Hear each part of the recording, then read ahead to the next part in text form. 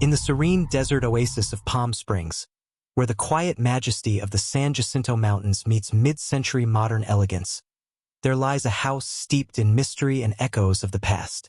This is the William Holden House, the former desert retreat of the legendary actor. Though celebrated for its sleek architecture and storied history, visitors and caretakers often whisper of strange occurrences within its walls. It began subtly, or so they say. Late at night, when the desert winds had stilled and the stars shone like scattered diamonds, an eerie sound would pierce the silence, a single, haunting note from a hunting horn.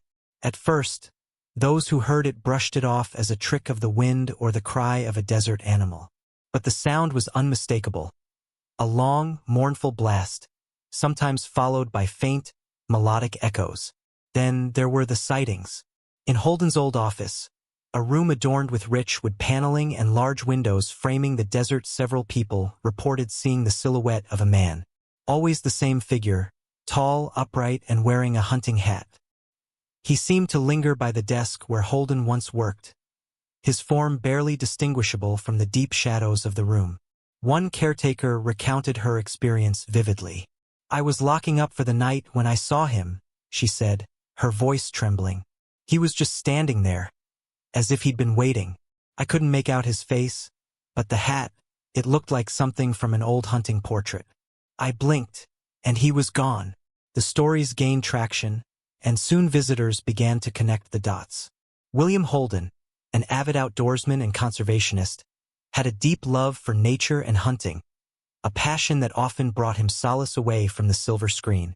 Could the hunting horn and the silhouette be tied to his spirit, lingering in a place he cherished so deeply? Despite the unsettling encounters, no one reported feeling threatened. If anything, there was a sense of nostalgia and reverence in the air. "It's as if he's still here," one guest remarked. "Not haunting in the usual sense, but just present, watching over the home he loved." To this day, the William Holden House remains a destination for both admirers of mid-century design and those with a penchant for the paranormal. Some come for the architecture, others for the chance to glimpse the man in the hunting hat. And every so often, in the quiet of the desert night, the haunting call of a hunting horn reminds all who hear it that some legacies never fade. The desert night seemed to hold its breath. Moonlight poured through the floor-to-ceiling windows of the William Holden House, painting everything in soft silver. It was around 3 a.m. when Julian, a filmmaker renting the house for a creative retreat, first heard it. The low, mournful call of the hunting horn echoed through the stillness, sharp enough to wake him from his restless sleep. Groggy, he sat up in bed, his heart thudding in his chest. He had read the stories online before coming but dismissed them as part of the local lore. Now, though the sound was unmistakable, curiosity trumped fear. Grabbing his phone for light, Julian padded down the hallway toward the office. The air felt different there, heavier, cooler, like stepping into a long-abandoned room. The desk, pristine when he arrived, now had something resting on it. A weathered leather-bound notebook. Julian frowned. He'd been in the office earlier, going through his notes for a screenplay idea, and was sure there had been nothing there. The notebook's cover bore no markings, and when he flipped it open, its yellowed pages were blank, except for one. Scrawled in a bold, uneven hand across the middle of the page were 5 words: "Find the trail. Follow it." A chill ran down his spine. He looked around the room, the shadows seeming to deepen in the corners. That's when he saw it, the faint silhouette of a man reflected in the glass of the window. The figure stood motionless, its broad shoulders outlined against the dim glow of the desert beyond. The hunting hat was unmistakable. Julian spun around, his phone's light cutting through the darkness, but the room was empty. He turned back to the window, and the figure was gone. He stared at the notebook in his hands. "Find the trail," he murmured. What trail? He hadn't noticed anything unusual about the property. The thought of exploring the grounds at night sent a shiver down his spine. But something about the message tugged at him, an invitation, or perhaps a challenge. Unable to shake the feeling, Julian decided to wait until dawn. As the first rays of sunlight spilled over the mountains, he stepped outside, the notebook tucked under his arm. The desert stretched endlessly before him, but something caught his eye, a faint, winding path, half hidden by overgrown brush, leading away from the house and into the hills. He hesitated. The air was warm, the stillness broken only by the occasional chirp of a bird. Yet the path seemed to hum with an almost magnetic pull. Heart-pounding, Julian took his first step. As he walked, the desert seemed to change around him. The air grew cooler, the colors more vibrant. A faint breeze carried the sound of distant laughter, then the soft strains of a hunting horn, growing louder with each step. And then he saw it, something glinting in the dirt ahead. Julian knelt down, brushing away the dry, dusty earth from the glinting object. His fingers uncovered a small, tarnished brass button, its surface etched with an unfamiliar crest, a stag leaping through a circle of stars. It felt oddly warm in his palm, as though it had been resting in sunlight, but the shadows around him told another story. The breeze shifted, carrying a faint whisper. Julian froze, his senses heightened. The words were indistinct, almost musical, rising and falling like a chant. It seemed to come from everywhere and nowhere at once. He looked around, but the desert was empty, the path stretching ahead like a ribbon unraveling into the hills. He slipped the button into his pocket and continued, each step heavier with the weight of expectation. The trail twisted sharply, leading to a rocky outcrop where the air seemed to shimmer, bending the landscape like heat waves. In the distance, he thought he saw movement, a figure stepping behind a jagged boulder. "Hello," Julian called, his voice cracking in the dry air. No answer. When he reached the outcrop, he found another item waiting for him.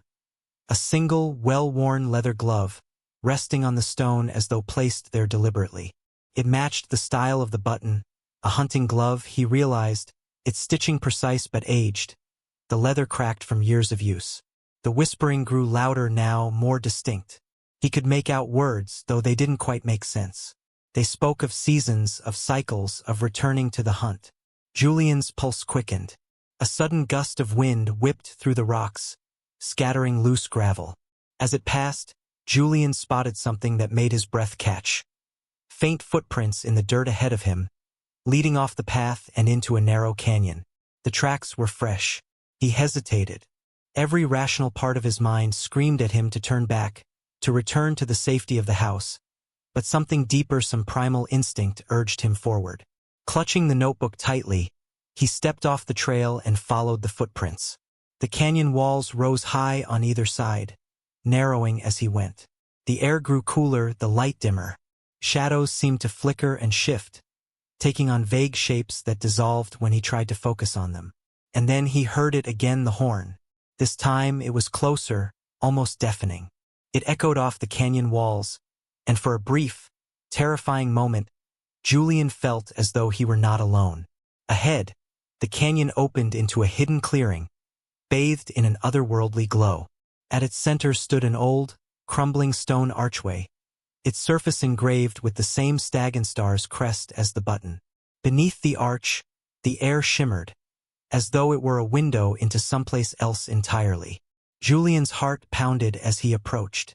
The notebook felt heavier in his hand, and when he opened it, he found a new message written in the same bold, uneven hand, "Step through to see." His breath caught. He glanced over his shoulder, half expecting to see the silhouette of the man in the hunting hat standing behind him. But he was alone. Or was he? The whispering returned, surrounding him, urging him closer. The glow from the arch intensified, casting strange, shifting patterns on the canyon walls. Julian stood on the threshold, his mind racing. And then, without fully understanding why, he reached out toward the shimmering air beneath the arch. Julian hesitated, his fingertips inches from the shimmering air beneath the archway.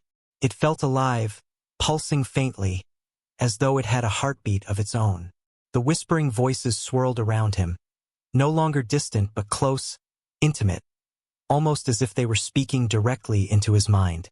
"Find the truth," they murmured. "The hunt begins." He didn't know why, but he felt a strange sense of familiarity, as though he'd been here before, or perhaps dreamed of this moment. The notebook slipped from his grasp, landing silently on the soft dirt.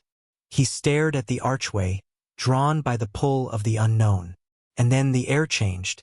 A cold, electric current rippled through the canyon, making his skin prickle. From the far side of the clearing, a figure emerged. It was the man in the hunting hat. This time, he wasn't a fleeting silhouette, but a fully formed presence, stepping into the glow of the archway. His face was obscured by shadow, yet Julian could feel the weight of his gaze. The man raised a hand, his gloved fingers gesturing toward the archway, as if inviting Julian to step through. "Who are you?" Julian managed to croak, his voice trembling. The man didn't answer. Instead, he reached into his pocket and pulled out something small and metallic. He tossed it toward Julian, who caught it reflexively. It was another brass button, identical to the one he'd found earlier. Before Julian could speak again, the man stepped back, disappearing into the shimmering light of the archway. The air grew still, the glow dimming slightly, as though waiting for Julian's next move. He looked down at the button in his hand, then back at the archway. A deep, resonant horn blast echoed through the canyon, louder and more commanding than ever before. It wasn't a suggestion. It was a call, a demand to follow. Summoning every ounce of courage, Julian stepped forward, crossing the threshold. The air beneath the arch was thick and cold, pressing against his skin like water. For a moment, he felt weightless, disoriented, as though he were falling and floating at the same time. Then, with a sudden jolt, the world shifted. He found himself standing in a forest, dense and shadowy, the canopy so thick that only slivers of moonlight broke through. The air was alive with the sounds of nocturnal creatures' chirps, rustles, and the distant howl of a wolf. The forest floor was soft beneath his feet, blanketed in moss and fallen leaves. The archway was gone. In its place stood a stone pedestal, upon which rested a hunting horn, polished and gleaming as though it had just been placed there. Beside it lay a folded piece of parchment, sealed with red wax bearing the stag and star's crest. Julian's hands trembled as he broke the seal and unfolded the parchment. The message was written in the same bold, uneven script. "The hunt begins at first light. Prove yourself or be the prey." His heart raced as a distant rustling came from the trees behind him. He turned quickly, but the shadows offered no answers. The forest suddenly felt alive in a way that was both thrilling and terrifying. Then he heard it, a low growl, deep and guttural, coming from somewhere just beyond the tree line. Julian clutched the horn in his hands, unsure whether to blow it or to run. The growl grew louder, closer, accompanied by the sound of heavy footsteps crashing through the underbrush. Whatever was out there was moving toward him. And then the whispering voices returned, louder and more urgent than before. "Run!" Julian's breath caught in his throat as the growl grew nearer, reverberating through the trees like a living, breathing force. His eyes scanned the darkness, but the shadows seemed to pulse and shift, making it impossible to focus. The footsteps were unmistakable now, heavy, deliberate, and fast. Something large was coming, something powerful, and it wasn't alone. He clenched the hunting horn tighter, its smooth brass surface almost burning in his hands. Should he blow it? The warning from the parchment echoed in his mind. Prove yourself or be the prey. Before he could decide, the growling stopped abruptly, replaced by a soft rustle, like something brushing against leaves. His heart pounded, and for the first time, he realized that the whispers weren't just in his head. They were surrounding him, moving through the trees, swirling around him like an invisible wind. "Run!" The voices urged again, this time more desperate, but Julian stood frozen, unsure of what to do. He could feel the weight of the decision pressing down on him. A sudden crack of a branch broke the silence. Julian spun around, but there was nothing. The forest seemed empty once again, unnervingly still. The growl had stopped, and the sound of footsteps had faded into the distance. The silence was deafening. And then he heard it. A laugh.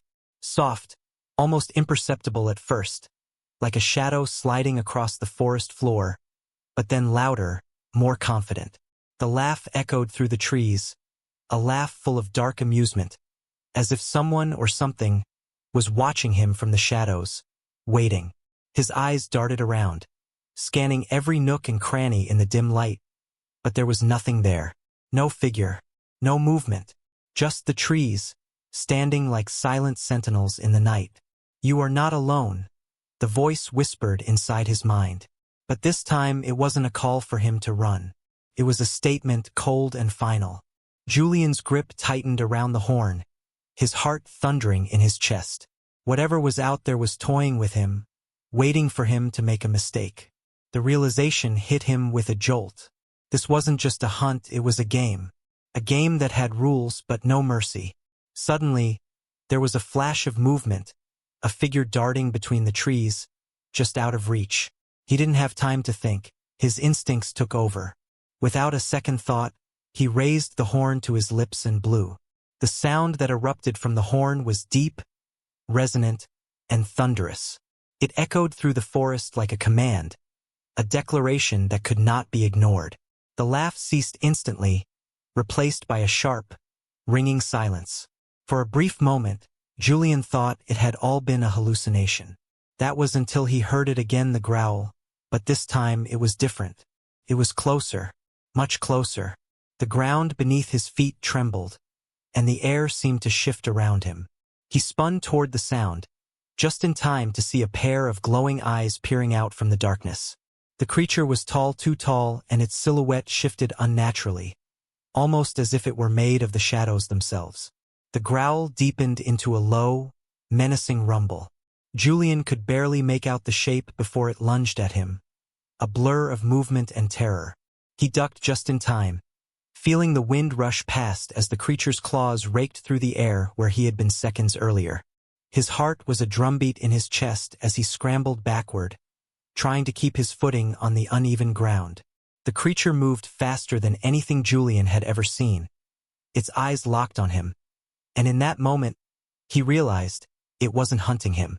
It was testing him. Julian's pulse raced as he scrambled to his feet, his mind whirling with the realization. He wasn't meant to outrun it or hide from it. This was the hunt, yes, but it wasn't the creature who would decide if he lived or died. It was him. Without warning, the figure moved again, but this time Julian was ready. He reached into his pocket and pulled out the button, the same one from the desert. It was warm to the touch, almost pulsing with energy, and before he could second-guess himself, he pressed it into the palm of his hand. The effect was immediate. The forest seemed to breathe around him, the air thickening, the shadows bending in response. The creature hesitated, its glowing eyes flickering, as if it were caught in an invisible web. Julian took a step forward, his voice barely a whisper. "I'm not your prey." The creature froze, the growl deepening into a growl of confusion. It shifted back, as though unsure of how to respond. Then, with a speed that took Julian's breath away, it vanished into the trees, leaving only the lingering sound of its retreating footsteps. For a moment, Julian stood frozen, his heart hammering in his chest. The forest was silent once again, the only sound his own ragged breathing. The whispers were gone, and the pressure that had been building around him seemed to lift, though the air still felt charged. But something had changed. What is this place? Julian thought, as his eyes fell to the hunting horn still clutched tightly in his hand. There was something ancient here, something that reached beyond the boundaries of this forest, beyond the desert. The voices had spoken of the hunt. But who or what was he really hunting? And more importantly, what would happen if he failed? Julian stood in the eerie silence of the forest, the weight of the unanswered questions pressing heavily on him. The creature was gone, but its presence lingered like a shadow over his every thought. What was this place? What was the hunt? In his hand, the horn pulsed with energy, its call now echoing faintly in his mind. He could feel it, the pull of the hunt, the need to move forward. The whispers had stopped, but their meaning remained clear: prove yourself, or be the prey. There was no turning back now. With a deep breath, Julian stepped forward into the forest, the hunting horn now guiding him as the distant, eerie glow of the archway began to fade behind him. The hunt had only just begun, but he was no longer running. He was ready to face whatever waited ahead, whether it was the creatures of the night or the shadows of his own soul. And as he walked deeper into the unknown, he knew one thing for certain. In this place, there were no easy answers, only the chase. Don't forget to subscribe and like if you liked this story.